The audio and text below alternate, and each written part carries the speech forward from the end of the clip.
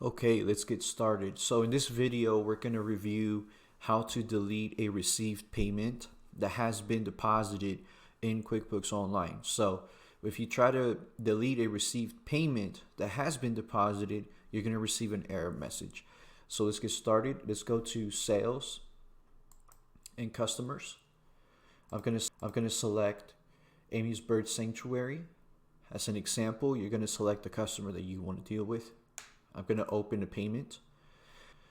So here I have a received payment, and if I go to More and Delete, yes, I'm going to receive this error message. So what we want to do is review the deposit.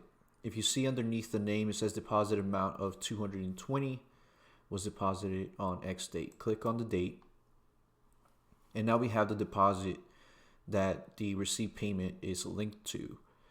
So we have two options once we get here. Number one, you can unselect it, and because this is the amount that we want to work on.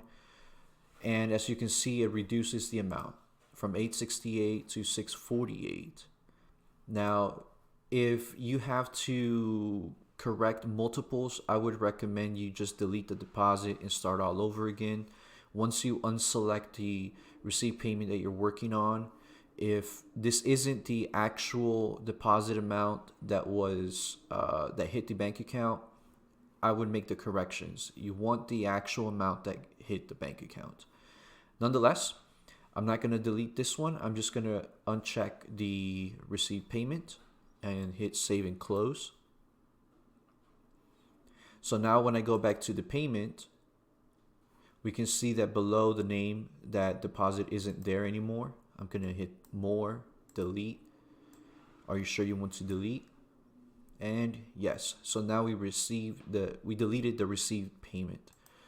So simple, just like that. Don't forget to subscribe, and if you have any other questions, leave it in the comments below. Thank you.